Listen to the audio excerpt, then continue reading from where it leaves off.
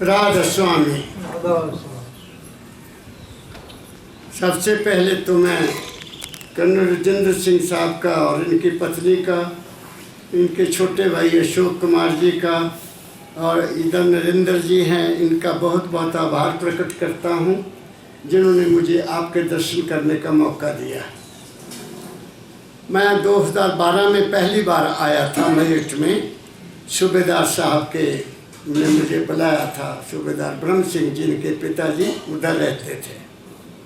तो उन्होंने वहाँ एक पार्क है, वहाँ पर उन्होंने सत्संग करवाया था और मेरा इस जगह से थोड़ा प्रेम हो गया था क्योंकि वो बहुत बहुत नेक और मेरे सतगुरु के बहुत प्यारे थे। तो राजेंद्र सिंह जी अभी गए थे बैसाखी पर मानवता मंदिर, तो उन्होंने जब सूबेदार साहब का नाम लिया तो मैं गदगद हो गया। इन्होंने कहा कि आप मेरठ का जरूर प्रोग्राम रखिए। तो मैं ऑलरेडी यूपी में आना था, इधर 27-28 कल तक मेरा था प्रोग्राम। इधर मुरादाबाद डिस्ट्रिक्ट में था, दिल्ली में था, नोएडा में था, गाज़ियाबाद में था। तो मैंने कहा मैं ज़रूर आऊँगा। तो मैं आपके पास हाजिर हो गया कुछ कहने के लिए, कुछ कहने के लिए। वो कुछ क्या है, वो ज़िंदगी है। वो कुछ क्या है, वो ज़िंदगी का खेल है। वो खेल क्या है, कहाँ से शुरू हुआ और कहाँ समाप्त होगा, वो कहने जा रहा हूँ। हो सकता है आपके कोई काम की चीज़ मिल जाए तो ले लेना, नहीं काम की चीज़ हो तो मेरे लिए छोड़ देना। ज़िंदगी के दो पहलू हैं, हमारी ज़िंदगी के दो पहलू हैं। बाकी पशु पक्षियों का, जीव जंतुओं का केवल एक पहलू है, वो कर्म नहीं करते। जीव जंतु पशु पक्षी कोई कर्म नहीं करते, वो जीवन वो अपना भोग भोगते हैं। उनका कर्म कोई नहीं है, उनके लिए निश्चित है उनको क्या खाना है, क्या पीना है, बस उनका वहाँ तक ही काम है। लेकिन इंसान जो है, इंसान को कहा गया है ये अशरफ मखलूकात है, सबसे उत्तम इंसान है, सबसे बड़ा है। इसको कहा गया नर नारायणी दे, इसमें नारायण रहता है। इसको कहा टॉप ऑफ द क्रिएशन, इंसान टॉप ऑफ द क्रिएशन है। इससे ऊपर कोई और चीज़ नहीं है, ना देवी है ना देवता है, कोई भी चीज़ और इंसान से ऊपर नहीं है। कुदरत भी इसके अधीन है। अब इस जीवन का जिसको टॉप ऑफ द क्रिएशन कहा गया है, उसका नाम है मानव, उसका नाम है इंसान, उसका नाम है मैन और वो मैन, यही है ना। क्या हमने उस मानव को जाना जो टॉप ऑफ द क्रिएशन कहा गया है? हम भी, मुझे तो देखा है, हम भी ऐसा जीवन जी रहे हैं जो शायद कुछ एक जानवरों से भी बद है, अच्छा नहीं है। मेरा अनुभव है। मैं आपको अभी, मेरे को टेलीफोन आया दिल्ली गाज़ियाबाद से, वहाँ जहाँ मैं, मेरे बड़े प्रेमी हैं, उनके घर में एक पप है, पप, उसका नाम बड्डी है, बड्डी। मैं पहले भी उनके घर जाता हूँ, तो पहले वो आते ही मुझे हमारे पाँव छुए, मतलब सूंघा हमें और हमें ले गया अंदर। हम बैठे वहाँ, कल रहे, परसों आ गए थे, कल रहे और सत्संग हुआ, बड़े ध्यान से वो बैठा रहा। और जब हम, बहू कहती महाराज जी क्या हम कल ब्रेकफास्ट ऊपर ना करें? तो बड़ा अच्छा उन्होंने बनाया हुआ है, बड़ा प्यारा जगह बनाई है। तो हम वहाँ चले गए, बाकी सारे चले गए, तो वो मेरे पास आ गया, वो भौंकने लगा मुझे वो सवाल पापा बड्डी, वो भौंकने लगा। मैं हैरान हो गया कि जब मुझे क्यों भौंकता है, मुझे क्यों भौंकता है। वो ये कह रहा था कि आप भी ऊपर चलो, और चला मेरे साथ साथ। और सबसे पहले लिफ्ट में वो चढ़ा, तब मैं गया तो ऊपर चले गए। और कल हम चलने लगे जब, तो मैंने उसको प्यार दिया, तो उसकी आंखों में आंसू आ गए। तो लड़का प्रवीण कहता महाराज जी देखो ये तो रोने लग गया। मैंने उसको प्यार किया। वो अब मुझे टेलीफोन किया उसने कि वो सारा दिन ढूंढता रहा आपको, और हमने फिर आपका सत्संग लगाया और चुप करके वो देखता रहा। और कल की उसने रोटी नहीं खाई, है ना प्यार। Better than man, better than man. मैं सवाल क्यों दीजिए मैंने कि हमसे बेटर जानवर भी हैं। मैंने कहा ऐसा कहना, उसके कान में कहना कि बाबा जी फिर दोबारा आएंगे, ये उसके कान में कह देना और रोटी खा ले, रोटी दिखाई। अब हमारी जिंदगी के उन जानवरों के एक जीवन है, बस खाना है पीना है। हमारे जीवन के दो पहलू हैं। मेरी बात को गौर से सुनते जाना, मैं कुछ कहने आया। हमारी जिंदगी के दो पहलू हैं। जैसे घोड़े के दो रकाब होते हैं, घोड़े के दो रकाब होते हैं ना, हम सभी मन रूपी घोड़े पर सवार हैं। मेरी बात को गौर से सुनते जाना। हमारा जीवन किसके अधीन है? मन के अधीन है, ठीक है। हम जो कुछ करते हैं मन के अधीन करते हैं, जो कुछ बने हुए मन के अधीन बने हुए हैं। तो मन के घोड़ा है ये जिस पर हम सवार हैं, एंड हम इसके अलावा कुछ कर ही नहीं सकते। जो हमें जहाँ कहता है वहाँ जाते हैं, जो कहता खाओ खाते हैं, जो करना है करते जाओ। जो भी कर रहे हैं हम मन के अधीन करते हैं। कोई 100 में से एक आदमी होगा जो मन पर सवार नहीं है, मन को अपने अधीन किया हुआ है और मन उसके पीछे चलता है। क्या कहा? दो बातें हो गई, मन और है, हम और हैं। तो वो लाखों में कोई एक होगा जो मन के पीछे नहीं चलता।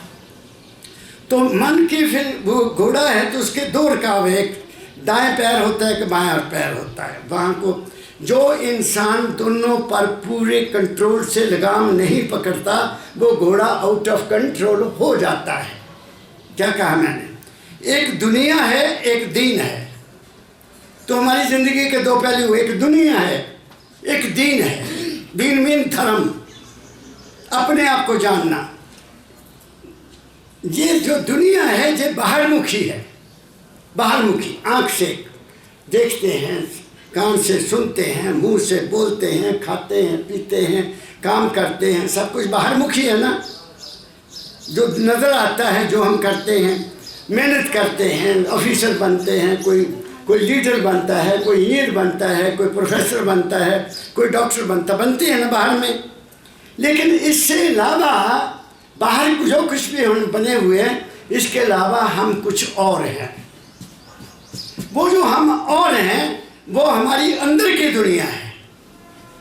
एक बाहर की दुनिया हो गई, एक हमारी अंदर की दुनिया है। तो संत हमें क्या बताते हैं कि ऐ इंसान, तू नर नारायणी देह है, तेरे अंदर कोई अलग चीज है। शरीर, मन और आत्मा से अलग तेरे अंदर एक कोई चीज है।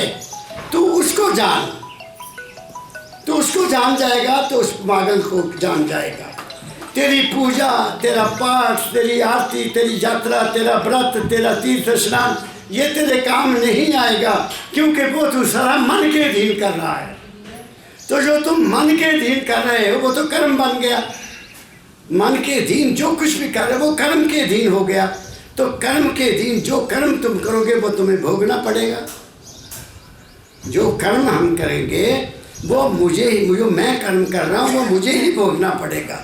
मैं झूठ बोलता हूँ, 420 करता हूँ, धोखा देता हूँ, तो वो किसी को नहीं दे रहा, मैं अपने आप को दे रहा हूँ। तो मेरा ही नुकसान भी होगा। अगर मैं किसी का नुकसान करूँगा तो वो मेरा भी नुकसान करूँगा। इसलिए संतों ने डिक्लेयर किया, कर्म गति टारे नहीं चले, कर्म जो जो करेगा अंत में भोगना पड़ना। क्या कहा मैंने? श्री जितेंद्र सिंह जी, जो हम कर्म करेंगे हमें ही भोगना पड़ना है। आप उसको शेयर नहीं कर सकते किसी के साथ। तो इसलिए बाहर की दुनिया हम खुशहाल कैसे बना सकते हैं कि जो हमें कुदरत ने ड्यूटी दी है उसको नेक नीति से हम करें। कुदरत ने, आप जो कुछ भी बने हैं, मेरा अपना तजुर्बा ये कहता है, हम जो कुछ भी बनते हैं वो पहले ही बने हुए हैं, पहले ही बने हुए हैं। और जब पहले ही बने हुए हैं तो फिर हमारी ड्यूटी है कि जो ड्यूटी बनी उसको ठीक ढंग से करें। तो वो ड्यूटियाँ क्या हैं जो मैं समझता हूँ? वो ड्यूटी सबसे पहले ये है फिर मैं रिपीट करता हूँ, कुछ और तरह से रिपीट करता हूँ। बच्चा पैदा होता है, ठीक है, बच्चा पैदा होता है। मेरे सतगुरु बाबा फकीर जी महाराज कहा करते थे कि बच्चा उस वक्त क्या मांगता है, वो राम राम करता है या अल्लाह अल्लाह करता है, या वाहिगुरु वाहिगुरु करता है, या गॉड गॉड कहता है, नहीं कहता ना कुछ भी। वो मांगता क्या है? हाथ को पकड़ता है, खाने को मांगता है। मेरी बात समझ रहे हो? वो खाने को मांगता है। तो प्राइमरी ड्यूटी क्या हुई हमारी कि हम अपनी ज़िंदगी को गुजारने के लिए अपना रोज़गार करें, मेहनत करें। Work is worship, work is worship. वो वर्शिप आपको रोटी नहीं देगी। क्या कहा मैंने? जो हम वर्शिप करते हैं, पूजा करते हैं, पाठ करते हैं, वो मंदिर के पंडित को तो दे देगी, लेकिन गृहस्थी को नहीं देगी। वो उसका सोर्स बना लिया, उसने सोर्स बना लिया, अपना खाने पीने का ढंग बना लिया, लेकिन हमने तो मेहनत कर ली है। वो हमारी कमाई पर हुआ है। वो क्या कहा मैंने? इसलिए पहली ड्यूटी हमारी क्या है कि हम अपने जीवन का रोज़गार पैदा करें और अपना पेट पालन हक हलाल की कमाई से करें। अगर हक हलाल की कमाई नहीं होगी तो तुम दीन को नहीं प्राप्त कर सकते। दीन उसी के लिए है जो अपना कर्म करता है और उस कर्म का करता खाता है। क्योंकि मैं पंजाब से हूँ तो पंजाब का असर मेरे ऊपर है। मैं हिमाचल इधर आता हूँ तो मुझे कबीर का असर मेरे ऊपर है। मेरे दादा गुरु महाराज श्री शिवरत्न का मेरे ऊपर असर है, क्योंकि वो आपके यूपी में पैदा हुए, तो वो असर होगा। तो इसलिए गुरु नानक ने कहा काल खाए, काल मीन मेहनत करके खाए, कुछ हाथों दे, पंजाबी समझे थोड़ी थोड़ी, कुछ हाथ से दे, दान करे, नानक नाम पछाने से। नानक कहते हैं उस इंसान को असली नाम प्राप्त होगा कि वो कौन है, कहाँ से आया, कहाँ जाएगा। तो मेहनत करने वाला ही करेगा, दूसरा नहीं कर सकता। क्या कहा मैंने? तो एक बात तो मैंने ये की। तो बाहरमुखी, हमने बाहरमुखी क्या करना है? बाहरमुखी क्या करना है? हक हलाल की कमाई करनी है। और सबसे सख्त कमाई जो मैंने देखा है वो 2 या 3 आदमियों की है। एक आर्मी ऑफिसर्स की है और एक किसान की है। आर्मी ऑफिसर्स एंड किसान डिसिप्लिन्ड फोर्स हैं। उसको पता है कि सीज़न में हमने बीज बोना है और किस सीजन में पकेगा और किस सीजन में हम खाएंगे। बात समझ गए? आर्मी ऑफिसर तो डिसिप्लिन होता है। मैं अभी सुबह कर्नल साहब से बात कर रहा था, मैंने कहा अगर संतमत में आना है तो आर्मी ऑफिसर बहुत जल्दी संतमत में कामयाब हो सकता है, क्योंकि ही इज डिसिप्लिन मैन। उसका मन पहले ही इस डिसिप्लिन में है, वो अपने मन को कंट्रोल करने का काबिलियत रखता है। तो फिर क्या करना? क्या बाहरमुखी जो कुछ भी हम करते हैं, कर्म करते हैं, वो तो हमारा हिस्सा बनेगा। लेकिन उसके अलावा जो धर्म के नाम पर हम करते हैं, धर्म है क्या? धर्म की बात मैं करने जा रहा हूँ। पहला धर्म रोटी कमाना। कबीर साहब की 4 लाइनें हैं, मैं बोल के सुना देता हूँ। उन्होंने अपने शब्द में सबसे पहले ये कहा कि मुझे गुरु ने, मैं भूला हुआ था, गुरु ने मुझे भेद दे दिया। क्या भेद दिया? कि बाहर में जो कुछ हो रहा है बच्चा, इससे कुछ भी नहीं मिलना। और उन्होंने खुद लिखा कि जो भी धरती हम धोती पहनते हैं, दान करते हैं, पुण्य करते हैं, मूर्ति पूजा करते हैं, इससे पार नहीं होगा। तो कबीर ने वहाँ कहा कि अगर मूर्ति बोलती होती तो मैं भी ले आता, उसको भी स्नान कराता, स्नान करा के फिर उसके कपड़े पहनाता, तो मैं उससे बात कर। वो तो बोलती नहीं है, लेकिन गुरु तो बोलता है, वो तो कहता है। उन्होंने कहा दया राख धर्म को पाले। दया राख के, क्रोध से नहीं, क्रोध से नहीं, कभी भी क्रोध से नहीं। क्रोध बुरी चीज़ है। और धर्म क्या हुआ? कबीर साहब ने धर्म में क्या कहा? धर्म है बेटे के रूप में अपनी ड्यूटी को पूरा करना। पति के रूप में पत्नी के प्रति अपनी ड्यूटी को पूरा करना और बेटे के रूप में अपने माँ बाप के प्रति ड्यूटी को पूरा करना, ये धर्म है।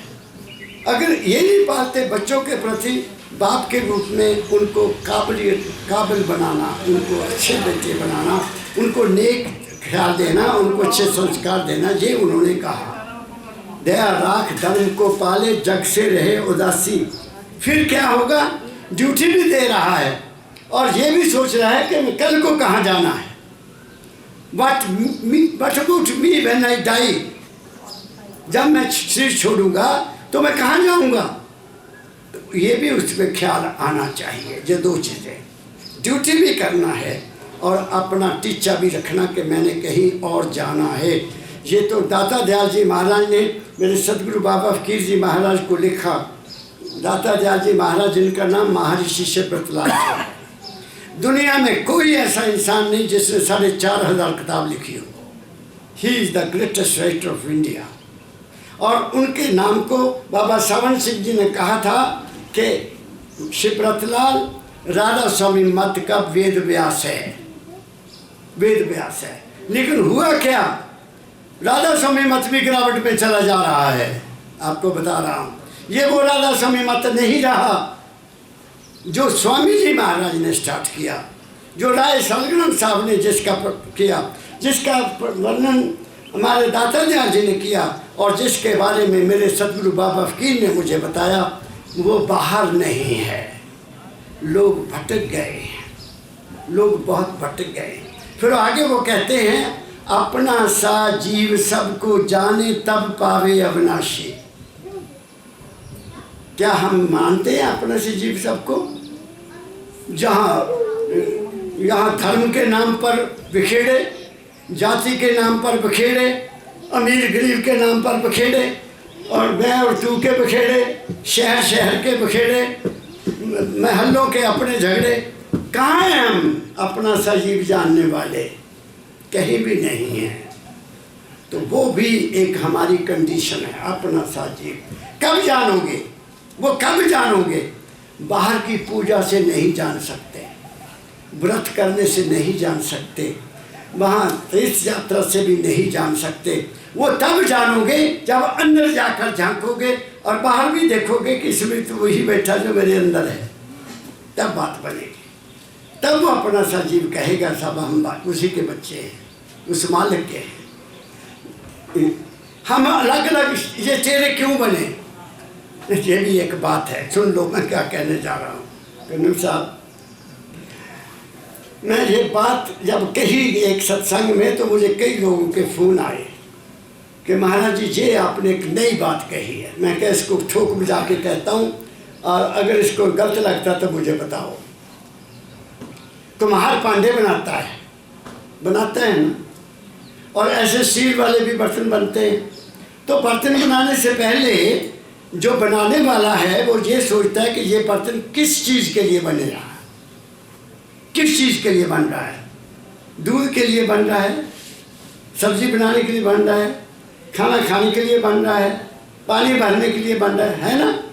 जो भी बर्तन हम यूज़ करते हैं उनको पहले सोचकर बनाया जाता है कि इसमें क्या डालना है, ये किस काम आएगा, इसमें क्या काम करना है। यही है ना, ये बिल्कुल पक्की बात है। तो हमें जब उसने बनाया, हमारे अलग अलग रूप क्यों हैं? उस मालिक ने हमारा रूप भी, हमारा शरीर भी उस ढंग से बनाया जिस चीज़ को उन्होंने इसमें बैठाना था। क्या कहा मैंने? जिस रूप को, जिस ताकत से कोई विशेष काम लेना था, उसके मुताबिक हमारा ये चोला हमको मिला। विचार करके देख लेना, विचार करके देख लेना। इसलिए लिखा है महापुरुषों ने, माटी एक अनेक भांति से साजी सृजनहारे। उसने बनाने वाले ने, मिट्टी सब की एक है लेकिन उनकी सब शक्ल अलग अलग बनाई गई है। कर्नल राजेंद्र सिंह से और काम लेना था, इस बेटे से और काम लेना था, इनसे और आप सबसे अलग अलग काम लेना है उसने। मेरे से अलग काम लेना है। मुझे जिसके लिए बनाया गया कुदरत मुझे उधर ले गई। जो काम आपसे लेना कुदरत आप अपने आप को स्टडी करो, अपने आप को स्टडी करो कि आप कई काम करने के लिए मजबूर हैं, जो नहीं भी चाहते वो भी तुम्हें करना पड़ता है। तो मानना पड़ेगा कि देयर इज सम एनर्जी। क्या कहा मैंने? तो फिर उन्होंने कहा, आगे कहा, सहक शब्द वो इंसान है, सहक शब्द बाद को त्यागे छाड़े गर्भ गमाना। वाद विवाद नहीं वो करता, जो जैसा है वो कहता ठीक है भाई मैं तो ये जानता हूँ, अगर तुम्हें पसंद है तो मान लो, नहीं तो ना मानो। उसमें वाद विवाद काहे के लिए करना? बात मेरी समझ गए? वाद विवाद वो नहीं करता। मैं बात कर दी है, अपनी बात कर रहा हूँ। अगर आपको अच्छी लगे ठीक है, मैं कहता हूँ क्वेश्चन करो, मैं तुम्हारे साथ डिस्कस करके आपका जो भ्रम है दूर कर सकता हूँ, लेकिन मैं विवाद नहीं करूँगा। क्योंकि एक बच्चा 2 रोटी खाता है, एक खाता है, कोई 4 खाता है, किसी को अचार ज़्यादा स्वाद लगता है, किसी को मीठा ज़्यादा स्वाद लगता है, कोई 4 सब्जियों के से खाता है, कोई 1 सब्जी से खाता है। सबको कहे कि तुम 4 सब्जियां खाओ तो ठीक रहेगा, उसका पेट खराब हो जाएगा। सबके लिए निश्चित है जो कुछ है। मेरा ये तजुर्बा कहता है, मैं इस तजुर्बे के बना पर मैं कहता हूँ कि you have been made to you do some certain work in your life. उस काम को पहचानो और उस पर कुर्बान हो जाओ, उसी में खो जाओ। बात समझ रहे हैं आप? तो कुदरत बड़ी बेअंत है। सहे शब्द बाद को त्यागे छाड़े शब्द गुमाना। गुमान किस बात का करना है? किस बात का अहंकार करना है? हमारा शरीर पर भी अहंकार नहीं कर सकते, ये मेरा है। मेरा कैसे हो सकता है? हाउ यू कैन क्लेम कि दिस इज माई बॉडी? जो तो 5 तत्व की बनी है, वो कभी भी ले लेगा वापस। You have no control. और फिर मैं और कह देता हूँ, इस कंट्रोल की बात करता हूँ और समझा देता हूँ। मेरी बहनों बात को ध्यान से सुनना। तुम्हारा अपने शरीर पर कोई कंट्रोल नहीं है। बताइए, आप खाना खा रहे हो, अपनी मर्जी से खाते हो, क्या तुम पचाते हो? आप खाना आपने खा लिया, क्या तुम पचाते हो उसको? नहीं पचाते। आपने दूध पी लिया तो दूध का पानी आप बनाते हो। जब वो यूरिन बनता है तो पानी बन के आता है ना। लस्सी पीते हैं, वो पानी बन के आता है। क्या तुम्हें पता है क्या हो रहा है? चलो आगे चलता हूँ। तुम्हारी नब्ज चल रही है, पल्पिटेशन चल रही है, क्या तुम्हें पता है कि तुम्हारी नब्ज चल रही है? तुम्हारा इस पर कंट्रोल है? तुम्हारा दिल धड़क रहा है, आपका इस पर कंट्रोल है? आपका सांस आ रहा है, आपको पता है तुम्हारा इस पर कंट्रोल है? नहीं है। सांस पर तुम्हारा कंट्रोल नहीं, शरीर के किसी पार्ट पर आपका कंट्रोल नहीं, तो फिर आप कैसे कह सकते हैं कि मेरा शरीर है? चलो और बताता हूँ ताकि क्लियर हो जाए बात। मैं बड़े सिंपल ढंग से समझाने की कोशिश करता हूँ। आप लोग बहुत बार समझाता हूँ मैं जो सब लोगों को कि आपके पाँव में चोट लग गई, आपके पाँव में चोट लग गई, आप डॉक्टर के पास जाते हैं तो डॉक्टर को क्या कहेंगे आप? डॉक्टर साहब मेरे पाँव में चोट लग गई। पाँव और है आपका, ठीक है। तुम्हारे पेट में दर्द हुई, आहा मर गया, मैं मर गया, तुम रह जाएंगे। डॉक्टर साहब मेरे पेट में दर्द बहुत हो रही है, तो तुम्हारा पेट भी अलग है, तुम नहीं हो। तुम्हारी आँख में कोई चीज़ पड़ गई, फिर भी डॉक्टर के पास जाओगे, आप कहोगे डॉक्टर साहब मेरी आँख में कुछ पड़ गया, मेरी आँख, मैं और हूँ, आँख और है।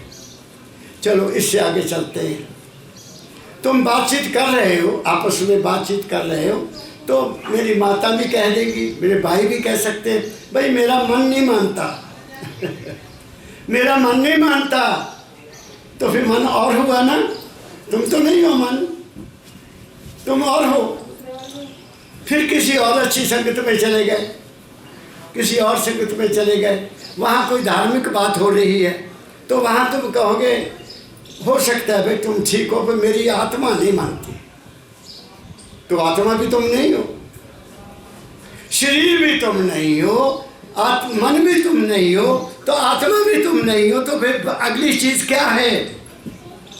वो तुम हो, वो तुम हो, वो मैं तुम्हें बताने आया। उनका वो शब्द दाता दयाल जी महर्षि शिवव्रत मेरे दादा गुरु हैं, उनका शब्द आपको सुनाता हूँ कि हम करते क्या हैं, हम भटके हुए हैं, हम अपने आप को नहीं देखते, सारी दुनिया को देखते हैं।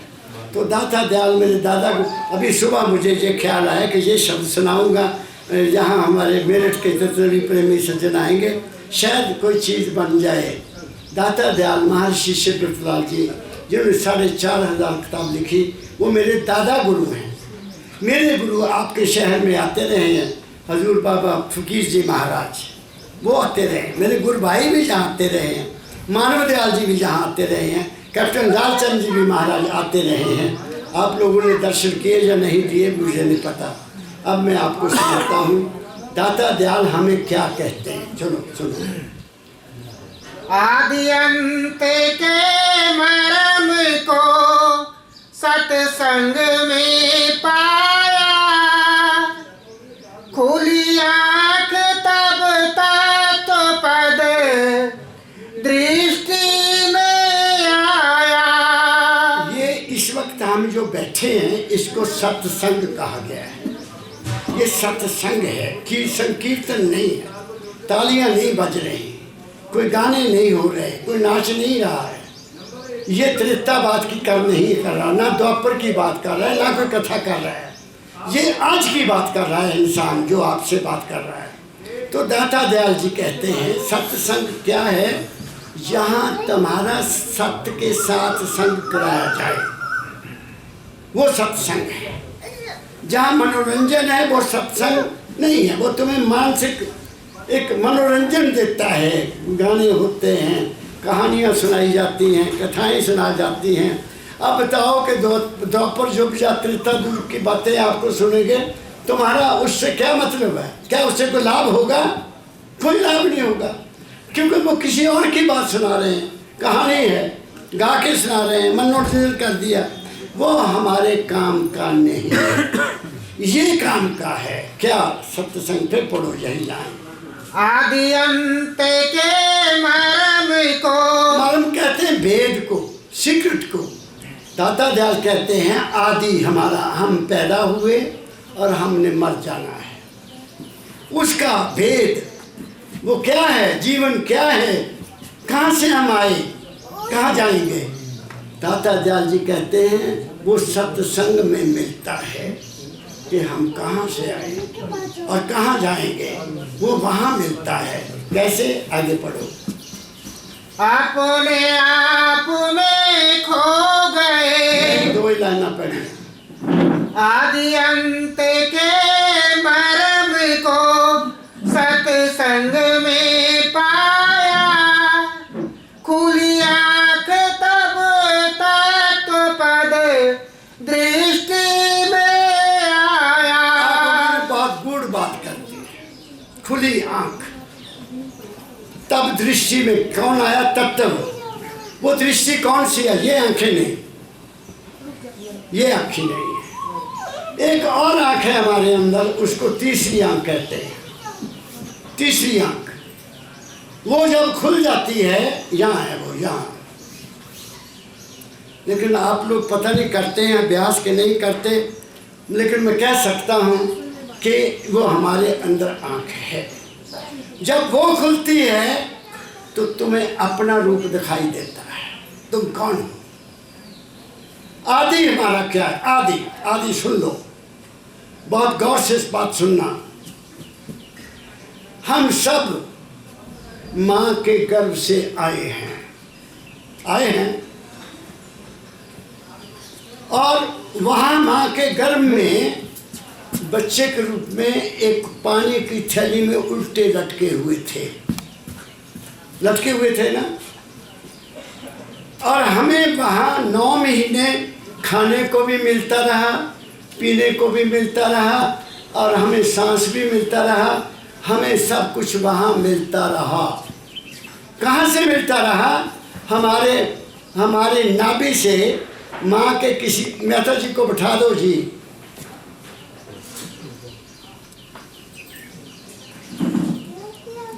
मैं डिस्टर्ब हो जाता हूँ। माँ के शरीर के साथ हमारी नाभि से एक तार जुड़ी हुई थी।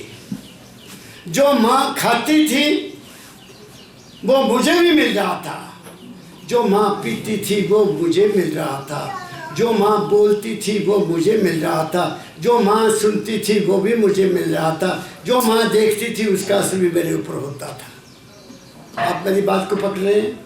इसका प्रमाण क्या है? महाभारत में अभिमन्यु का प्रमाण है। अभिमन्यु माँ के गर्भ में था, अर्जुन उनको चक्रव्यूह भेदने का बता रहा था और वो सारा कुछ सीख गया, लेकिन जब बाहर आना था तो उनकी पत्नी सो गई और उनको वो ज्ञान नहीं हो सका। इसका मतलब ये हुआ कि माँ के गर्भ में बच्चे को संस्कार मिलते हैं। दूसरा बड़ा प्रमाण देता हूँ, हमारे देश में राजा अकबर का नाम बड़ा मशहूर है। He is known as Akbar the great. उसे शेरशाह सूरी ने हरा दिया, उसके बाप को, हुमायूं को हरा दिया। शेरशाह सूरी बाद में आया तो उसने हरा दिया, तो हुमायूं को दौड़ना पड़ा और एक दूसरे राजे के जाके शरण लेनी पड़े। तो उस वक्त अकबर माँ उसकी बेगम के गर्भ में था, परेशान। तो एक दिन सैर करते हुए दोनों राजा आए, जंगल में रहते थे। तो उन्होंने कहा, तो बेगम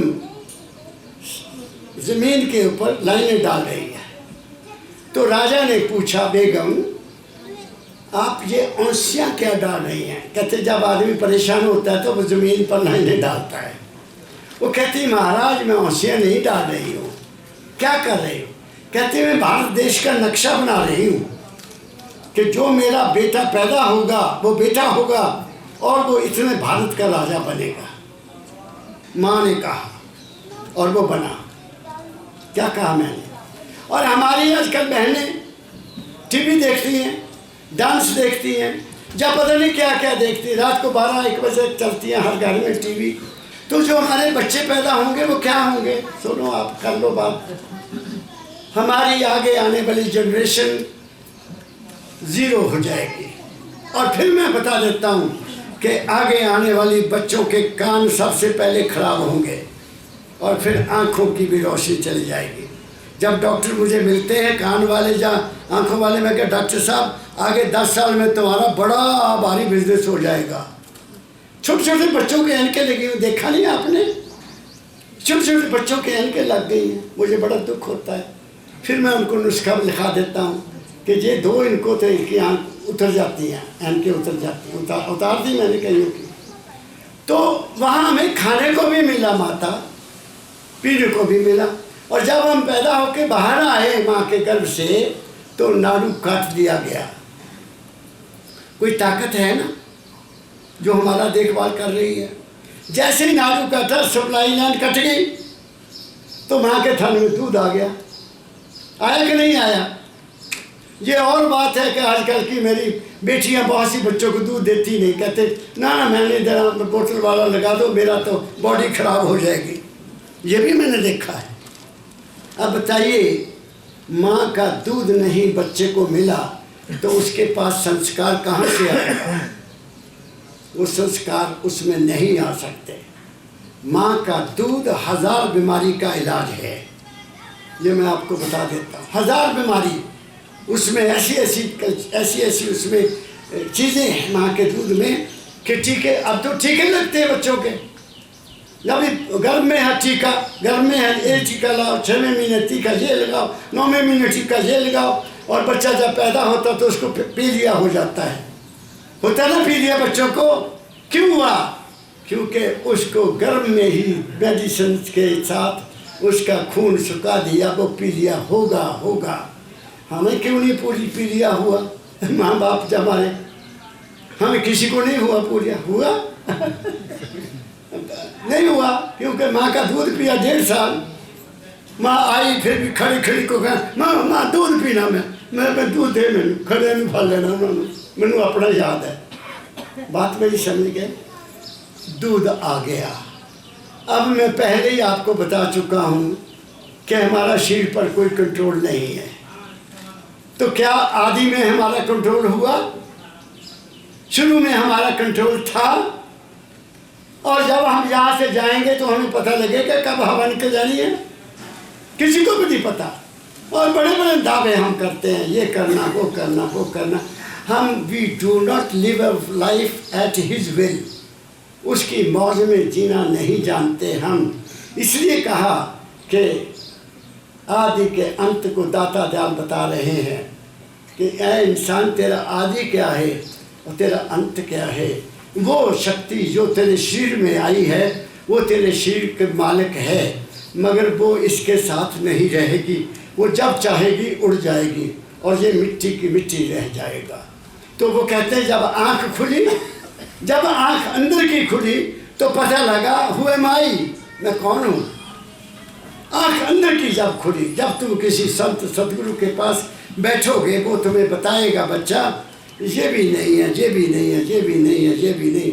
तेरा शरीर भी तेरा नहीं, तेरा मन भी तेरा नहीं, तेरी आत्मा भी तेरी नहीं, मैंने साबित कर दिया और तुम कुछ और हो। वो क्या हो, आगे चलो। अपने आप में खो गए, अपने आप में खो गए, भूला निज आपा। अब वो क्या कहते हैं, हमने अपने आप को भूल दिया हुआ है, मैं कौन हूँ। वैसे खोए हुए हैं, बाहर की दुनिया में खोए हुए हैं। कई मस्तों के सोचते रहते हैं ना, अब मैं ये करूं, अब मैं वो करूं, अब मैं वो करूं, अब मैं वो करूं, और नहीं हुआ तो परेशान, रोना शुरू, पीटना शुरू। हम यही है ना। एक बात और कह देता हूँ करुण साहब, हाँ, ख्याल कहाँ से आता है? ख्याल मन से आता है। जो चीज़ है तुम्हारे अंदर मन पैदा करता है। और मन किस चीज़ का बनता है?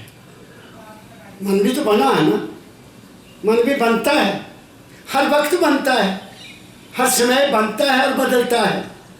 मन बनता है, बुजुर्गों ने कहा जैसा खाइए अन्न वैसा बनेगा मन।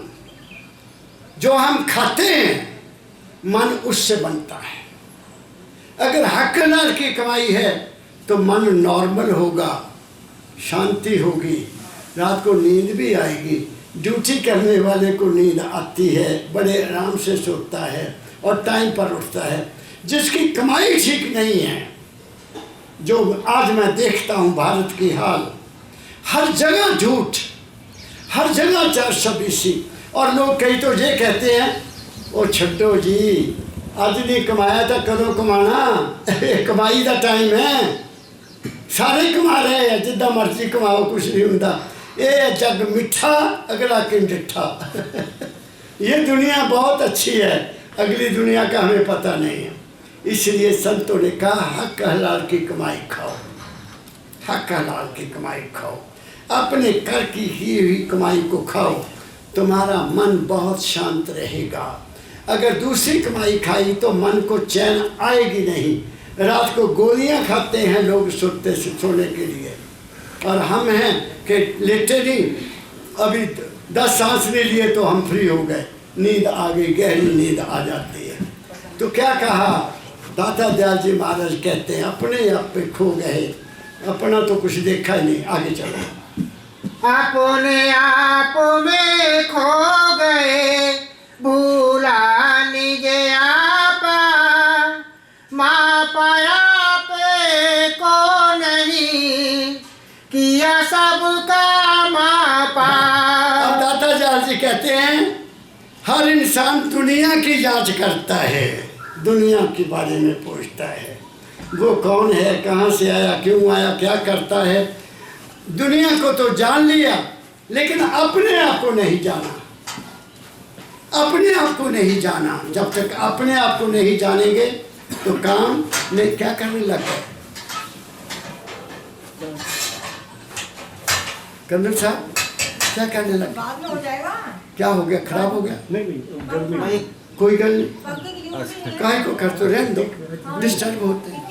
नहीं चला हो 2 मिनट लगा, 2 चला ले, अब कहाँ गर्मी लग रही है, गर्मी लग रही है, अब कहाँ चला रहे हैं इसको। अच्छा ब्रेक ब्रेक दे रहे ब्रेक इंटरवल। मेरे पाठी को गर्मी लगी है, मुझे नहीं लगी।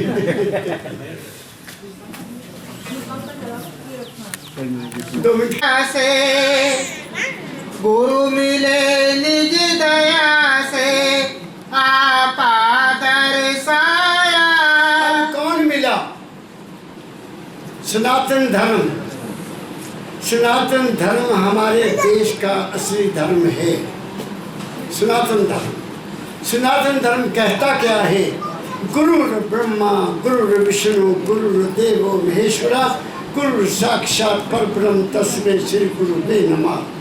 और उसमें आगे क्या कहा गया है? इसी में, इसी ऋषि में लिखा क्या? गुरु वाक्यम मूल मंत्रम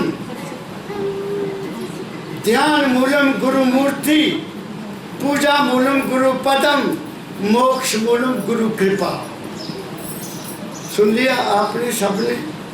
अब कहीं इस मंत्र में, इस शब्द में, इस ऋषि की वाणी में किसी देवी देवता का नाम है? नहीं है। किसको कहा? गुरु। गुरु ब्रह्मा है, गुरु ही विष्णु है, गुरु ही महेश्वर है, और गुरु का रूप और उसकी दया ही हमें पार करेगी, दूसरा कोई कर नहीं सकता। क्या कहा? अगर हमारे भगवान राम का गुरु विशिष्ट था और महाराज कृष्ण का भी गुरु संदीपनी थे, तो हमारा गुरु क्यों नहीं है? हम कहाँ भटक गए? मुझे याद है आज से 50 साल पहले हर गांव में एक पुरोहित होता था। हर गांव में एक पुरोहित होता था। शहरों का मुझे पता नहीं। वो पुरोहित आता था, उसको पूछे बगैर कोई काम नहीं किया जाता था।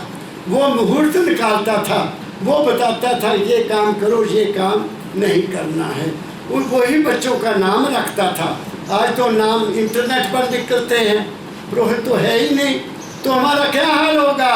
वो हो रहा है तुम्हारे सामने, क्योंकि हमने गुरु परंपरा को छोड़ दिया और हमें गाइड करने वालों ने हमें किसी और तरफ लगा दिया।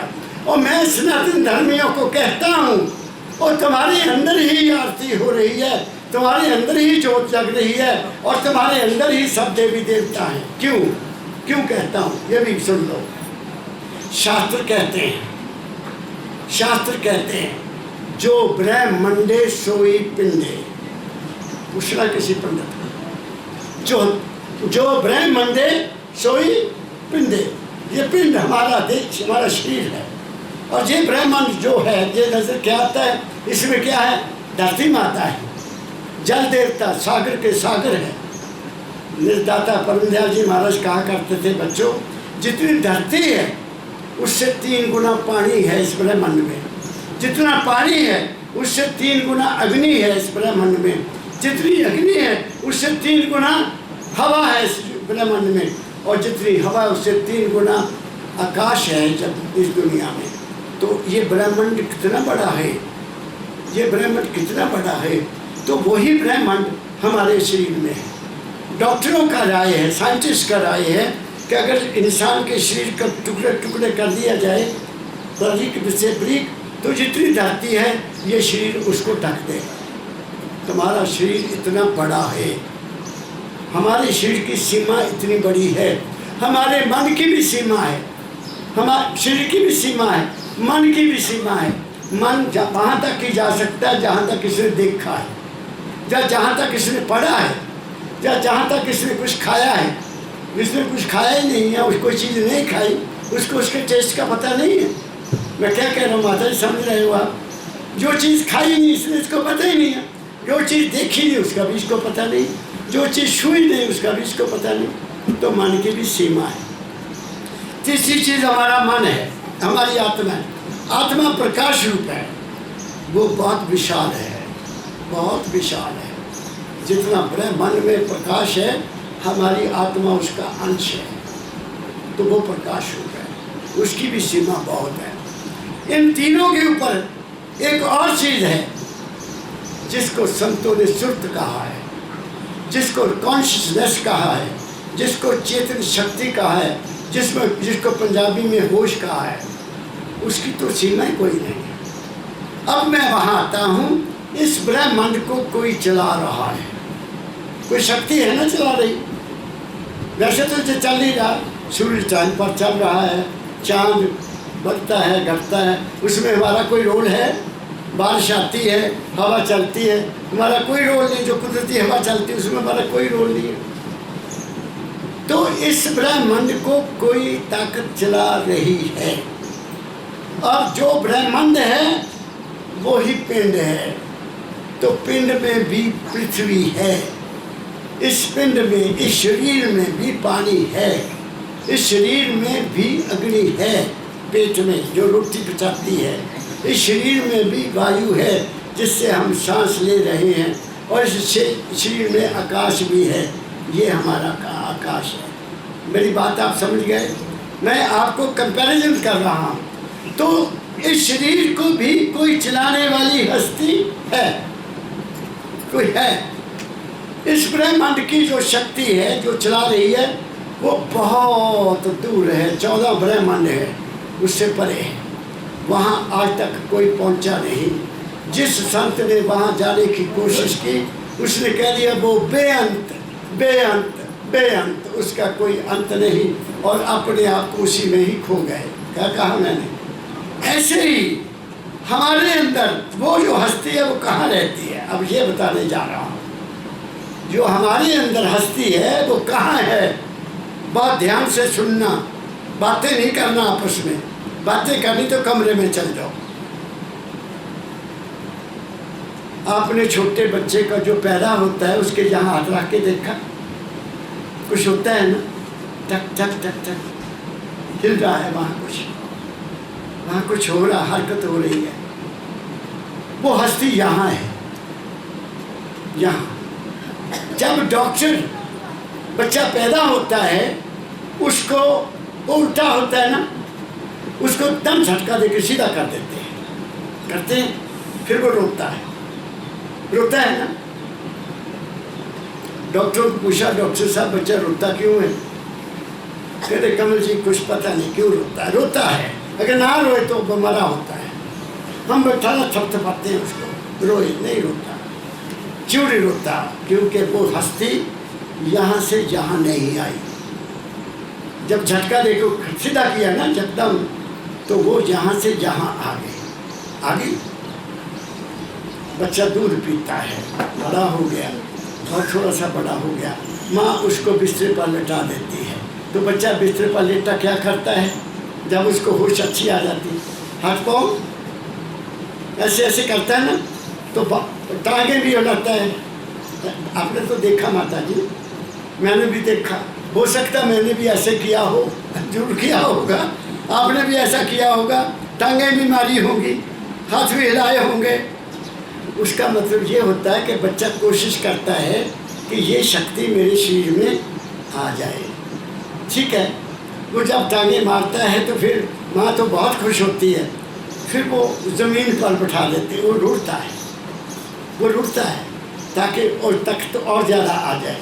फिर वो कोशिश करता है टेबल के साथ खड़े होने की, किसी चीज़ के साथ खड़े होने की, ताकि वो ताकत मेरे शरीर में पक्की तरह से आ जाए। वो ताकत जो थी, वो हस्ती हमारे सारे शरीर में आ जाती है। आती है कि नहीं आती? अब उस शक्ति के कारण ही हम जी रहे हैं। हमारा अंग अंग उस हस्ती के अधीन है। अगर वो हस्ती चली जाए तो हमारा कुछ भी नहीं रहेगा। परम दयाल जी महाराज ने एक बार, मैं तो उनके बहुत क्लोज रहा हूँ, हमें समझाया। हम 4-5 आदमी बैठे थे, तो मुझे हमें कहने लगे, बच्चों जिंदगी और है, हस्ती और है। जिंदगी और है, जिंदगी है, गाड़ी स्टार्ट है, चलाने वाला अभी नहीं आया। गाड़ी स्टार्ट है, चलाने वाला नहीं आया, वो हस्ती है। उसका प्रमाण मेरे सतगुरु बाबा फकीर ने हमें मिसाल देकर समझाया। गुरु बड़ा दयालु होता है, वो किसी चीज़ को भ्रम में नहीं रखता। बात कह दी, साफ नहीं की, आदमी चक्कर में पड़ जाएगा, पता नहीं क्या है क्या नहीं समझ सकते। दादा ने कहा कि एक नौजवान आदमी सड़क पर जा रहा है, पीछे से गाड़ी आई, धक्का लगाया, वो गिर गया और उसकी टांग से ऊपर की गाड़ी निकल गई, चूर चूर हो गई।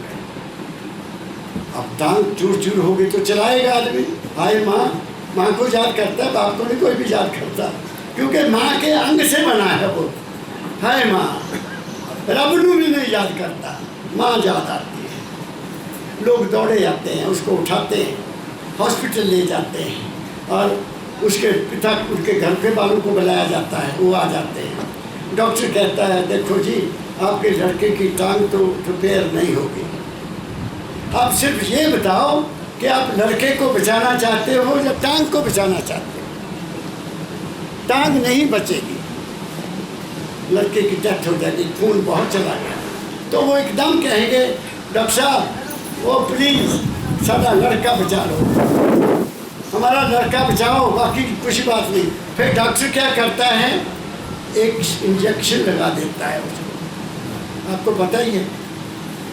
जब इंजेक्शन लग गया तो क्या होगा, उसकी ये एनर्जी सारी ऊपर चल जाती है, सुन्न हो जाता है। सुन्न हो गया, उन्होंने टांग काट दी और डॉक्टर कहेगा पट्टी कर दी, इसको 24 घंटे के बाद होश आएगी, क्योंकि वो फिर दोबारा फिर नीचे आएगी। वो इंजेक्शन ऐसा है कि हमारी ताकत को ऊपर भेज देता है, तो फिर वो वापस आ जाता है। तो हमारी जो सुरत है,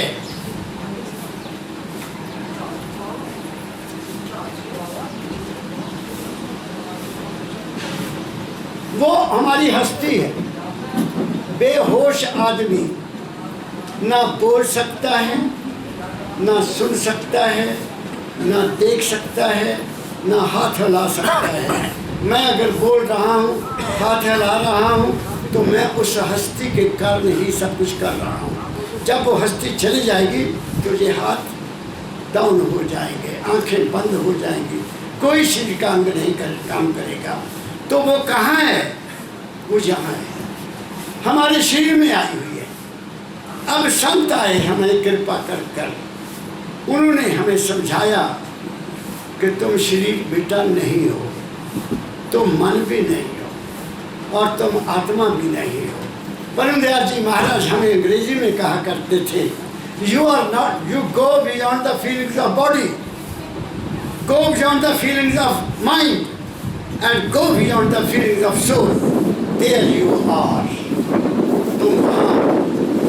तो ये दाता दयाल जी महाराज कह रहे हैं कि हमने अपने आप को तो जाने नहीं, दुनिया की सारिया खबर साढ़े को, सब खबर दुनिया की साढ़े को ने, कोई लगा लो, कहीं की बात सुन लो, आपको सब खबर मिल जाएगी।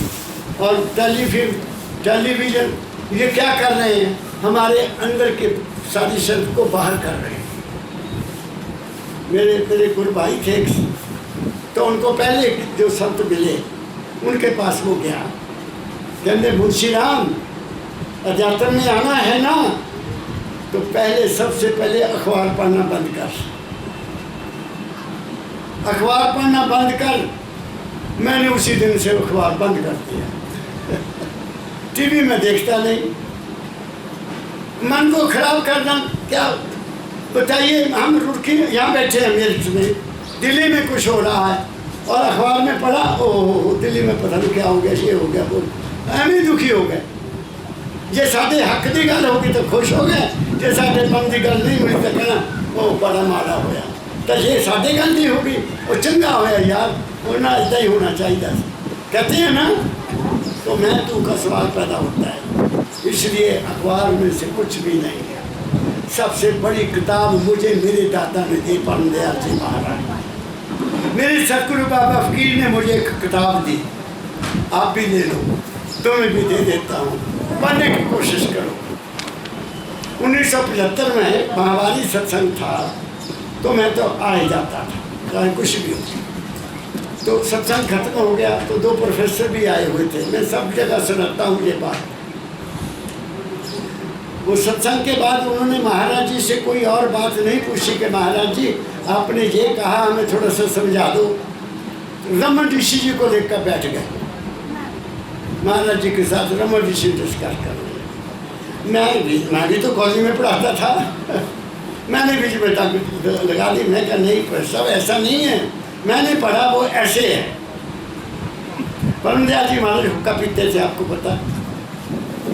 उन्होंने एक ऊँट खर्चा, उसको कहते बच्चा तू भी किताबें पढ़ता है? मैंने आता, लेकिन पिताजी कॉलेज में पढ़ाता हूँ तो कभी बच्चे सवाल कर देते तो मैं कुछ किताबें पढ़ लेता। आज के बाद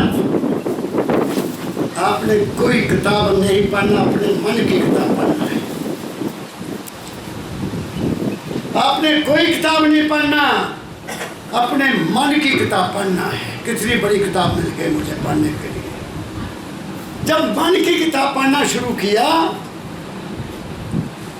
हर रोज ही नया बरका बनता है, रात को मैं फाड़ देता हूँ। हर रोज ही नई किताब ये लिखता है, हर रोज ही ये नई नई बात को पैदा करता है। इसकी किताब लिखना ही बंद हो गया। कहाँ गई वो किताब? वो किताब कहाँ गई? गुरु के नाम में जाकर गजब हो गए। गुरु ने कहा इस नाम का सिमरन करना है और गुरु का ध्यान करना है। वहाँ तो मन की किताब है ही नहीं। क्या कहा मैंने? जब मन की किताब नहीं है तो ना दुख है, ना सुख है, ना अपना ना पराया। सब झगड़ा तो मन का ही है। जो भी झगड़ा है हमारा मन का है। जब मन की किताब ही हाथ में आ गई तो मन वहाँ कुछ भी नहीं है, वहाँ केवल मैं रह जाता हूँ। आई मी माई सेल्फ। वो क्या है? जब ये जहाँ से वापस जाता है, प्रकाश भी देखता है, घंटियाँ भी सुनता है, ओम की आवाज़ भी आती है, बांसुरी भी बजती है, बीना भी बजती है, सब कुछ तुम्हारे अंदर है। बाहर की घंटी काम नहीं देगी, बाहर का ओम ओम करते हो कुछ नहीं काम देगा। हाँ, थोड़ा मन को शांति मिलती है कि मैंने आज सिमरन कर दिया, ओम नमः शिवाय, ओम नमः शिवाय। हो सकता है अपने रिद्धि सिद्धि भी आ जाए, थोड़ी पावर भी आ जाएगी, तो या ये करना तेरा काम हो जाएगा। संत मत रिद्धि सिद्धि के खिलाफ है, नहीं करता, क्योंकि वो फंसी है, गले में पड़ जाएगी। संत मत आज़ाद है, ऊपर रहता है। वो तन से मन से जब ऊपर चला जाता है, जैसे फॉर एग्जाम्पल यहाँ मेरठ में को बहुत ऊंची बिल्डिंग हो, तुम वहाँ ऊपर चल जाओ तो तुम्हें सारा शहर नजर आएगा ना, सारा शहर नजर आएगा। ऐसे ही जब हम यहाँ से चलते चलते जहाँ चल जाते हैं सारा कुछ नजर आ जाता है। पढ़ो क्या है? गुरु मिले निज दया से आपा दर्शाया। अब मेरे दादा गुरु कहते हैं मुझे अपनी दया से गुरु मिले और उन्होंने मुझे क्या दिखाया? मेरा अपना आपा दिखा दिया कि हु आर यू, तुम कौन हो बेटा, तुम कौन हो, कहाँ से आए, मैंने वो बता दिया। कहाँ जाना वो भी मैं बताऊंगा आगे चलो। अपने आप में थे छुपे सब ब्रह्म और माया। वो कहते हैं जो कुछ है हमारे अपने अंदर है। बोला जो देखन मैं चला, बोला न मिले आपको। जब मन देखा अपना, मुँह से बुरा न को। संत कहते हैं हम नहीं चंगे, बुरा नहीं कोई। बुरा सिर्फ हमारी नज़र है और कोई चीज़ बुरी नहीं है। मेरे सतगुरु बाबा फकीर जी महाराज कहा करते थे, बेटा यही नज़र, यही आँख अपनी माँ को देखती है, यही आँख अपनी बेटी को देखती है, यही आँख अपनी बहन को देखती है ना। और यही आँख जब किसी पराई स्त्री को देखती है तो फिर उस वक्त देखो उसका क्या हाल है, वहाँ इसका क्या हाल है। तब उन्हें चलेगा कि ये मन जब यहाँ बैठता है ये बहुत खुराफाती हो जाता है। इसको एक ही नज़र से देखो, ओनली वन, दूसरी चीज़ कोई है ही नहीं दुनिया में। औरत लक्ष्मी भी है, औरत दुर्गा भी है और औरत सरस्वती भी है। और मैं कहता हूँ इस स्टेज से, कर्नल चंद्र सिंह से घर से, कि अगर दुनिया में कोई पूजनीय चीज़ है जिसकी पूजा होनी चाहिए, जिसकी मान्यता होनी चाहिए, तो माँ है और बाप है। दूसरा कोई नहीं। जिसने माँ बाप की सेवा नहीं की, सास ससुर की सेवा नहीं की, वो किसी की मर्जी सेवा करे, किसी भी देवी को माने, मुझे कोई एतराज़ नहीं है, लेकिन उनको वहाँ से आशीर्वाद नहीं मिलेगा। वहाँ से आशीर्वाद कौन सा मिलेगा? माँ ने देना है। हमें याद है हमारी जब शादियाँ हुई थी तो जब पत्नियाँ हमारी माँ के पाँव को छूती थी, सुबह उठकर दूधी नहाओ पुत्र खिलाओ इससे बड़ा क्या और हो सकता है आशीर्वाद? दूध में नहाओ बेटी, आप पुत्रों में खेलो। इस आशीर्वाद को कोई रोक सकता है? नहीं रोक सकता। और आज क्या है, तो बुजुर्गों को घर से निकाल कर वृद्धाश्रम में छोड़ रहे हैं लोग। उनका क्या कल्याण होगा? नहीं हो सकता। मैं बताता हूँ एक बात आपको, आप सुनना मेरी बेटियों। मेरे पास 3-4 महीने हुए, एक लड़का, बहू और बेटा आ गए। आते ही बैठे मेरे आगे सेब रख दिए। बताइए कहाँ से आए, कैसे आए? मेरे प्रसाद देने आए।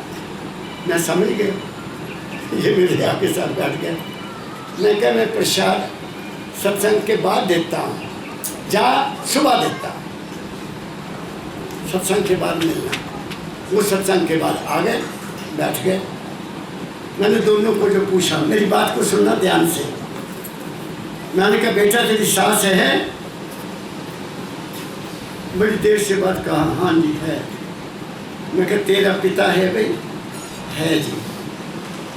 मैं कहा बेटी पहले ये बता कि अपनी सास के कभी पाँव छुए? कभी उनको सुबह चाय पिलाई? कभी उनको खाना खिलाया? खिलाती हो? नहीं, मैं नहीं खिलाती। उसको पूछा तुम बताओ भी, तुम माता पिता की सेवा करते हो? नहीं जी। मैं आखिर कमाल है, तुम उनसे बात भी नहीं करते? नहीं जी, ना वो हमसे बात करते ना हम उनसे बात करते। तो मैंने कहा मैं एक शर्त लगाता हूँ, मैं गारंटी दूंगा तुम्हारी लड़का पैदा होगा। पहले ये पैदा करो कि तू उठकर सुबह अपने ससुर माँ के पाँव छुएगी, तू अपने बाप के छुएगा, उनकी सेवा करोगे, उनको पूछोगे पिताजी कुछ चाहिए तो नहीं? हम ये तो नहीं कर सकते। तो मैं क्या, उठाओ अपना ही बैग, ओ रास्ता गंदा। जो माता पिता की आशीर्वाद नहीं सकते उसको कौन बड़ा आशीर्वाद देगा? मैं बहुत सख्त हो जाता हूँ, कभी कभी होना पड़ता है, क्योंकि उनकी वाइब्रेशन मुझे टच करती है कि ये ऐसे होनहार बच्चे जो माँ बाप की सेवा नहीं करते और मेरे पास आ गए। मैं तो इनको मिट्टी भी कुछ भी नहीं दूंगा, मिट्टी भी नहीं दूंगा। और तो क्या, कुछ नहीं मिलेगा जो माँ बाप की सेवा नहीं करते। वो जैसे आए हैं वैसे जाएंगे और अगले युग में भी उनके कोई बच्चा नहीं होगा, ये भी मैं कह देता हूँ। तो दाता मिले, क्या कहा? गुरु मिले निज दया से आपा दर्शाया।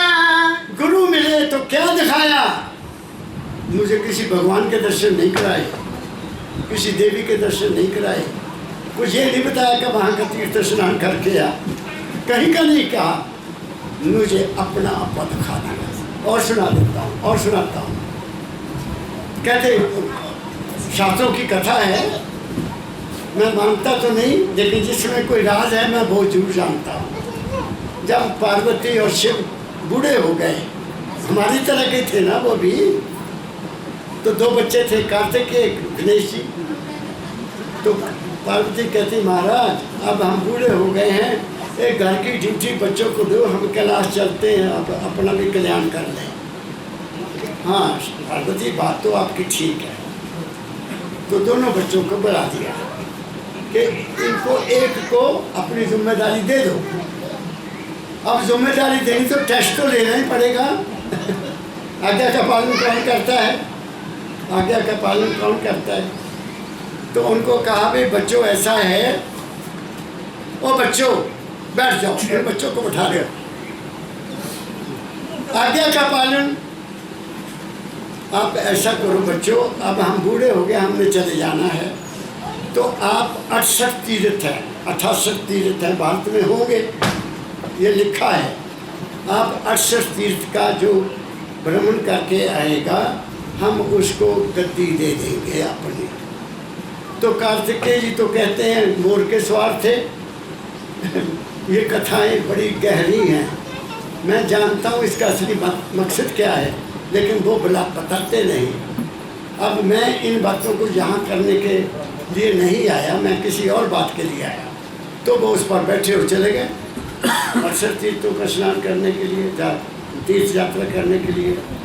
अब बेचारे गणेश जी भारे हैं, और उनकी सवारी क्या बताई है शास्त्रों ने? चूहा। न बताओ, अक्लमंद सोचे इतना बड़ा शरीर उनका, वे चूहे पर बैठ सकता है?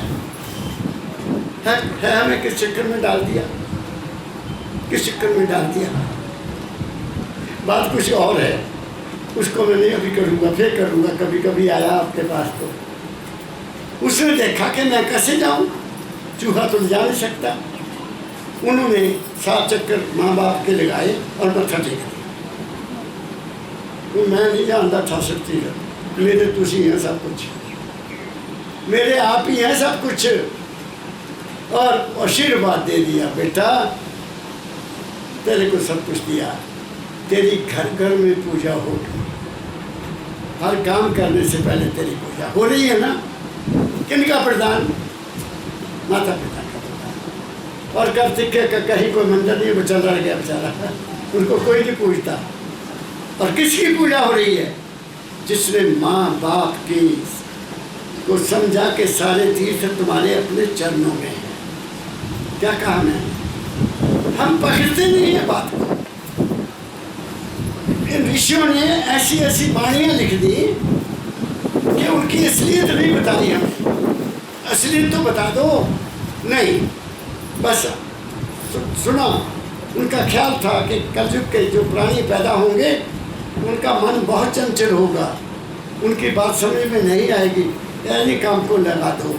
तुलसी माता का, तुलसी है ना पौधा, उनको कहा इसकी पूजा करो, पीपल की पूजा करो। क्यों? साइंटिफिक है, तुलसी में हर समय ऑक्सीजन निकलती है। उन्होंने कह दिया वहाँ दिया जलाओ, दिया जलाओगे वहाँ ऑक्सीजन ज़्यादा पैदा होगी, तो घर में ऑक्सीजन आ जाएगी, तुम सेहतमंद रहोगे। पीपल के पास जाओ, उसके साथ चक्कर निकालो, धागा बांधो। क्यों? कि कम से कम सारा काम करने के बाद पीपल की पूजा करेंगे, इन ससुरों को ऑक्सीजन तो थोड़ी मिलेगी। क्या कहा मैंने? तो ऐसी ऐसी चीज़ें हमें बता दी उन्होंने।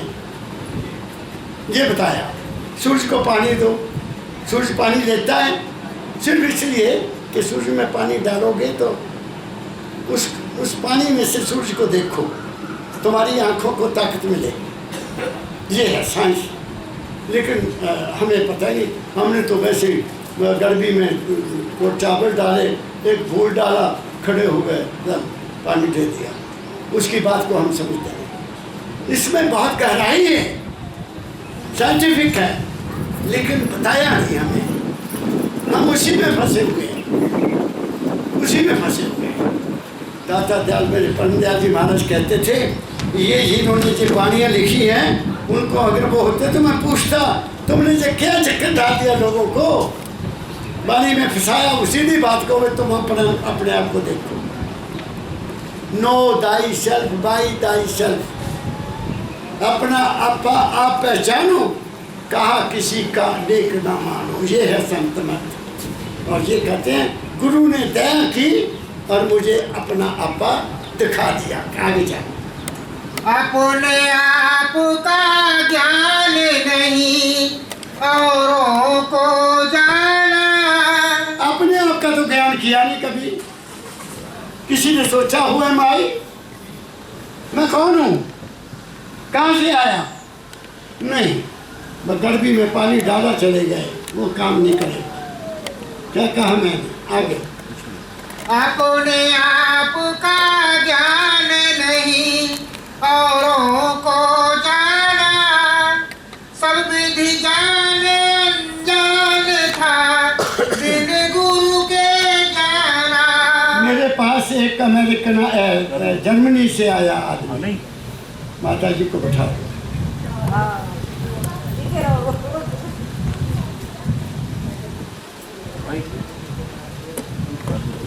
है, कोई कुर्सी नहीं तो और दे दो। हमारे भी बहुत पीछे रखिए। गेट आते हैं।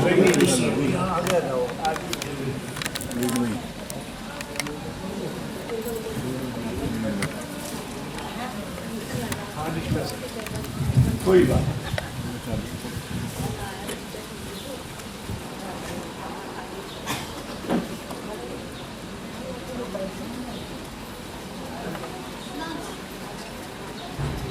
फिर पढ़ो। अपने आप का ज्ञान नहीं औरों को जाना। मैं कहने लगा हूँ कि जर्मनी से एक दंपति जोड़ा आया अभी विसाखी पर, तो मेरे पास आ गए। मैंने कहा बैठो। एक दफ़ा वो पहले भी आया 2 साल पहले, तो आकर मेरे पास बैठ गया। मैं क्या बोलिए, ask me any question you like. मैं तो यही कहना था ना कि पूछो, क्या पूछना चाहते हो। वो कहता जी, मुझे कहता what's your view about Radha Swami Vyas. मुझे कहता, मैंने कहा आप अपने बारे में पूछने मेरे लिए आए हो कि व्यास के बारे में पूछने आए हो? अपने बारे में तो तुमने बात नहीं की कि मुझे ये बताओ जी, why you ask me about Vyas? I don't know anything about Vyas, I know about myself. मैं किसी को नहीं जानता और मुझे दूसरों को जानने की जरूरत भी क्या है। मेरे पास जगह ही नहीं है, मेरे ब्रेन में जगह ही नहीं, मेरा माइंड ही नहीं है। मेरे दाता ने मेरे माइंड की किताब ही खत्म बंद कर दी थी। तो ये कहते हैं दाता दयाल क्या अपने आप का ज्ञान नहीं औरों को जाना। हम दूसरों की बात में बड़ा इंटरेस्ट लेते हैं। फिर आगे क्या हुआ, उसने आगे क्या कहा, ऐसे कहते हैं ना, दूसरों की बात में हमें बड़ा इंटरेस्ट आता है। जब कोई ज्ञान की बात चलती है तो फिर नींद आ जाती है। जहाँ डांस होते हो, जहाँ नाच होता हो, वहाँ नींद नहीं आती। वहाँ आंखें बड़ी खुल जाती हैं और पैर भी ऐसे ऐसे हिलते हैं। लेकिन जहाँ ज्ञान की बात होती हो, वहाँ सो जाते हैं लोग, क्योंकि वो उनको अपने आप से प्यार ही नहीं है। वो जानते ही नहीं है कि मैंने कहाँ जाना है, मैं कहाँ से आया हूँ और होगा क्या, मैं बता देता हूँ आगे। चलो। सब विधि जान अनजान था बिन गुरु के जाना। बिन गुरु ज्ञान न उपजे साधो, लो गुरु की शरणाई। कौन सा ज्ञान? अपना ज्ञान, वो उसके बगैर नहीं मिलेगा। कबीर साहब ने कहा, चल सतगुरु की हाट ज्ञान बुद्ध लाइए, कर सेव से साहब से एक परम पद पाइए। परम पद वहाँ ना जन्म है ना मरण है। हम उस मालिक की खोज में गोद में चले जाते हैं। वहाँ ना कोई दुख है, ना कोई सुख है, ना कोई अपना है, ना कोई पराया है, ना पुनर्जन्म है। वहाँ तो मस्ती है, आनंद है। आगे। आप में गुरु ज्ञान था, गुरु आप लखाया। भ्रम मिटा दुर्मति गई, आप को पाया। भ्रम सारे खत्म हो गए। कब? जब पता चला कि हुए माई मेरा ईश्वर को, भ्रम खत्म हो गए। अब मैं बता देता हूँ हम कहाँ जाएंगे। मेरी बात को ध्यान से सुनना। माता जी आप लेट आए हैं, be attentive to me, be attentive to me. हमारी 4 मौतें हैं। We have 4 deaths. एक आप सभी मरते हैं। शरीर ठंडा हो गया, मर गया, चक लो जी, ले चलो जी। ज्ञानेंद्र जी सुन रहे हो? आपको सुना रहा हूँ। शरीर ठंडा हो गया, डॉक्टर ने कह दिया, आंखें देखी, ये मर गया जी, चला गया, हम जला देते हैं। क्या वो इंसान जिसने शरीर छोड़ा, क्या उसका मन भी मर गया था? अगर उसके मन में कोई आशा है, अगर उसका कहीं अटैचमेंट है बीवी से, बच्चों से, जायदाद से, मंदिर से, मस्जिद से, किसी मूर्ति से, गुरु के मंदिर से, वो मरा नहीं, वो दोबारा जन्म लेगा। जहाँ उसकी अटैचमेंट है वो इस ब्रह्मांड में ही धक्के खाता रहेगा, उसको जन्म लेना पड़ेगा और उसी तरह से लेना पड़ेगा जिस ख्याल में वो मरा। क्या कहा मैंने? उसकी मिसाल देता हूँ आपको। मेरे बापू जी ने हमें बताया, पंजाब में एक डेरा है बहुत बड़ा, वहाँ के संत बहुत उच्च कोटि के संत थे। उनके डेरे में एक बेरी का बेर अभी भी लगा है, बेर वो अभी भी। तो वो संत जो था वो अंत समय आ गया तो उसके बहुत लोग उसके सेवक थे, बहुत लोग उसके सेवक थे। उन्होंने जो फॉरेन जाना था, वो फॉरेन जाने वाले कहने लगे महाराज हम अब जा रहे हैं, आपने शरीर कब छोड़ देना कोई पता नहीं, तो हमें कैसे पता लगेगा? कहते बेटा जब मैं चोला छोड़ूंगा तो तुम्हारे अंदर घंटियाँ बजेगी, तुम्हें घंटियाँ सुनाई देंगी। वो चले गए, गुरु ने कह दिया। वक्त आया तो उनके सेवकों ने उस बेरी के नीचे उनका लगा दिया बिस्तरा। तो वो लेटे हुए हैं, ध्यान कर रहे हैं, तो ऊपर बेर लगा है बहुत प्यारा। तो शरीर छोड़ने से पहले ख्याल आया कि ये बेर खा लेता तो बड़ा मीठा था, प्राण निकल गया, बेर में जा फंसा। सच्ची घटना बता रहा हूँ, सुनी सुनाई नहीं, बापू ने बताई, मेरे दादी ने। तो 2 दिन हो गए, 3 दिन हो गए, तो लोग कहते हैं, वो तो कहते हैं घंटियाँ बजेंगी, तो मरे नहीं, वो तो मरे नहीं है। नहीं, चौथे दिन एक संत आया, चौथे दिन एक संत आया, वो कहते हो कहाँ गए महाराज जी? कहते महाराज क्या बताएं, बेरी के नीचे लेटे हुए थे, उसके बाद पता नहीं कब उन्होंने चोला छोड़ दिया, तो अब हमने उठाकर इधर रखा है। कहते नहीं यहाँ नहीं, बेरी के नीचे ले चलो। चारपाई उठाई, ऐसे ही वहाँ डाल दी। देखा, ऊपर देखा, इधर देखा, ऊपर बेर लगा हुआ है, वो तोड़ लिया उस संत ने, बेर तोड़कर अपने हाथ में रख लिया। कहते तुम्हारा तो गुरु हो गया ही नहीं वहाँ जहाँ घंटियाँ बज रही थी। तो उनको गुस्सा आ जाता है, लोगों को जो भक्त होते हैं वो गुस्से खोर होते हैं कि हमारे गुरु को क्या कहा। कहते लो फिर घंटियाँ बजवा देता हूँ। उसने बेर को फाड़ा और कीड़ा जहाँ रख लिया। तो ये है तुम्हारा गुरु। अंत समय जहाँ फंस गया, अंत समय जहाँ फंसा, अंतमता सुखता, जो आखिरी ख्याल होगा तुम वहाँ जाओगे। गुरु का ख्याल होगा तो गुरु के डेरे में ही पुत्र बनोगे। परमदयाल जी महाराज ने कहा तुम मेरा ध्यान करोगे तो होशियारपुर में पैदा होगे। मेरा ध्यान नहीं करना, मेरी वाणी को पकड़ना है। दाता दयाल ने लिखा उनके बारे में, तू तो आया नरदेही में धर फकीर का भेसा, दुखी जीव को अंग लगा के ले जा गुरु के देसा।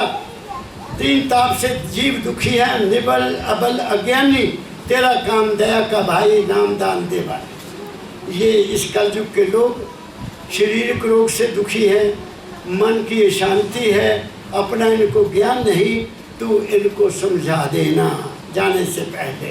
तो हमें समझाया, हमें क्या समझाया कि उस संत ने उसको ऐसे मसल दिया और घंटियाँ बज गई। क्या कहा मैंने? तो क्या करना है? तो क्या अंत समय जब हम अपने जीवन में उस रास्ते को अडॉप्ट नहीं करेंगे जिस रास्ते से हम आए हैं, तो क्या अंत समय हम कर लेंगे? सुबह शाम तो हम अपने चारों तरफ फंसे हुए हैं। सत्संग का टाइम रखा 10 बजे, 10:30 में मैंने शुरू किया। सत्संग से किसी को प्रेम ही नहीं है तो उनको क्या मिलेगा? कुछ भी नहीं मिलेगा। सत्संग starts from the beginning and ends in the end. उसमें सब कुछ ज्ञान मिलता है।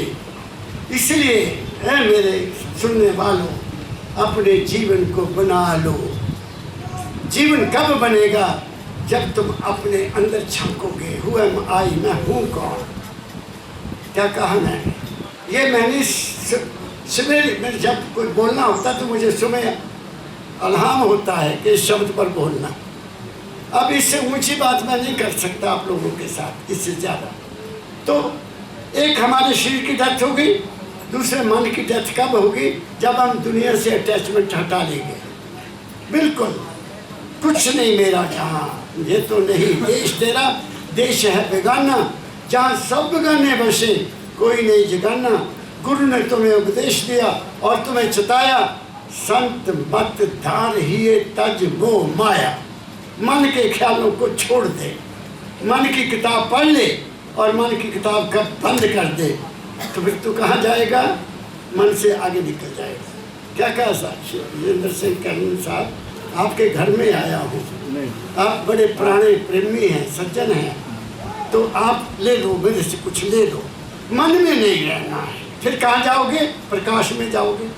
प्रकाश आत्मा है। लोग कहते हैं आत्मा अमर है, आत्मा अमर नहीं है, आत्मा प्रकाश में जाएगी। आत्मा ब्रह्म है, प्रकाश है, एक बड़ा प्रकाश है, उसको पार ब्रह्म कहते हैं। हम पार ब्रह्म की अंश हैं, हम पार ब्रह्म में ही वापस जाएंगे। पार ब्रह्म का काम है दोबारा पैदा करना। ये सूरज की किरणें सब कुछ पैदा करती हैं ना। यहाँ दुनिया में जो कुछ भी ज़मीन में पैदा होता है वो दो चीज़ों से पैदा होता है, पानी और सूरज। अगर ये ना मिलेगा कोई चीज़ पैदा नहीं होगी, वो करते हैं पैदा। तो हम प्रकाश में चले जाएंगे, फिर जब कभी उसकी मौज होगी हमें फिर जन्म होगा। इसीलिए कहते हैं कि राम जी ब्रह्मा के अवतार थे, भगवान कृष्ण भी ऐसा कहा जाता है ना, तो वो प्रकाश से आए थे, हम नहीं आए थे प्रकाश, हम कहीं और से आए थे। जो संत मत को मानने वाला है, जिनको गुरु मिल जाता है, वो अपने असली उस घर से आता है, एक विद वन मिशन, कोई मिशन लेकर आता है, वो मिशन के ऊपर अपनी जान दे देता है और सारी उम्र सबको मिशन अपनी सुनाता है। ये तीसरी डेथ हो गई।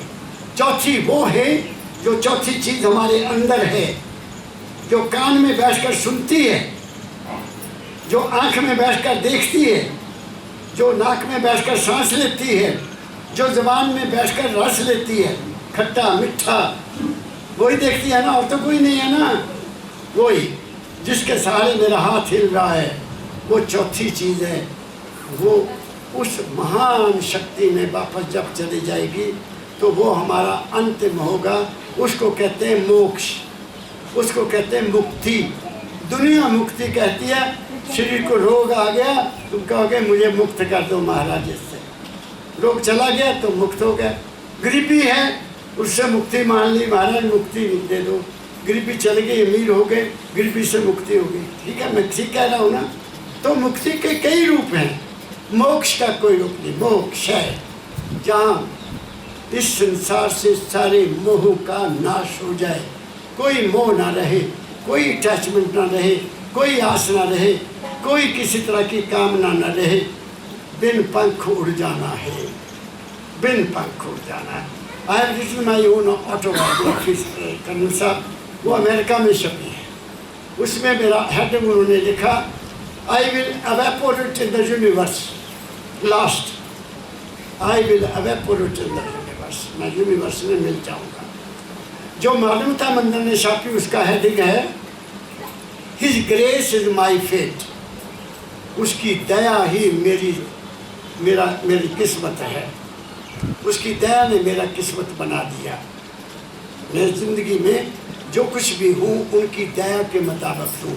जो हो रहा है उनकी दया से हो रहा है, जो हो रहा है उनकी कृपा से हो रहा है। मैं कह रहा हूँ कि मैंने ज़िंदगी में कुछ भी नहीं किया। I have done nothing in my life.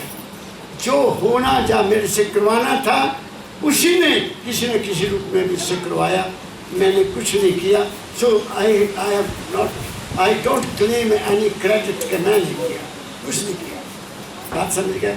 और लास्ट में मैंने लिख दिया, my life is his lap, मेरी ज़िंदगी उसकी गोद है, मेरे गुरु की।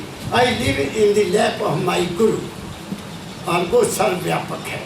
क्या कहा मैंने? आगे आप में आप था, आपे के भीतर आप मिला जी घट मिला कुछ रहा न बाहर। जब अपने आप का ज्ञान हो गया ना, you become the king of Kings.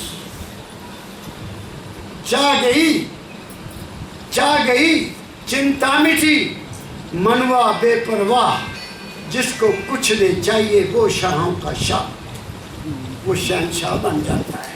क्या कहा मैं आगे?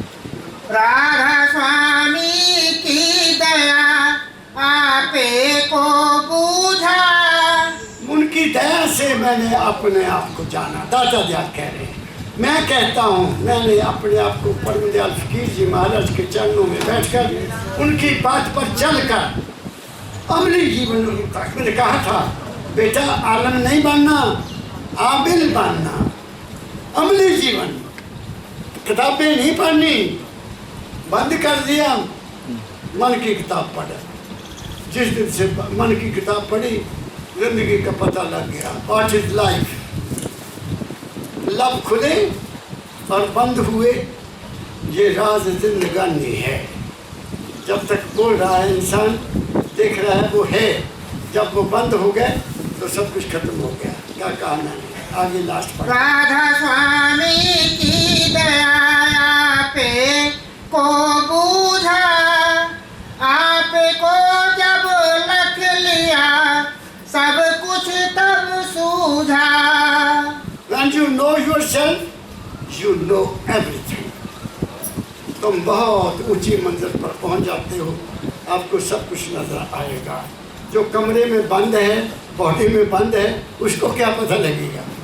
तो मैंने आज बहुत कुछ कह दिया। हो सकता है कुछ ऐसे शब्द मेरे मुख से निकले हों जो आपके सुनने के नाकाबिल हो, मैं उसके लिए माफ़ी चाहता हूँ। लेकिन सच्चाई बोलने के लिए मैं मजबूर हूँ। मैं झूठ नहीं कह सकता, मैंने कुछ लेना देना नहीं है। मुझे मेरे सतगुरु ने बहुत कुछ दिया है, मुझे कुछ चाहिए ही नहीं। क्या चाहिए? मेरा सतगुरु चाहिए, और वो मिला, गुरु मिला तो सब मिला। क्या कहा मैंने? आप सब सुखी रहो, खुश रहो। 1.5 घंटा हो गया मुझे बोलते हुए। आई थिंक ये काफ़ी है। बोलने को तो मैं बोलता चलूँगा, लेकिन मैंने होशियारपुर पहुँचना है, मैंने होशियारपुर पहुँचना है। आप सबको मेरा बहुत बहुत प्यार भरा राधा स्वामी। मैं सच्चे दिल से चाहता हूँ आपको शारीरिक तंदुरुस्ती मिले, मन को शांति मिले, घरों में सुख हो, घरों में शांति हो, घरों में प्रेम हो, और तुम्हें अपने नाम को जानने की झलक मिल जाए। सबको राधा स्वामी, राधा स्वामी, राधा स्वामी।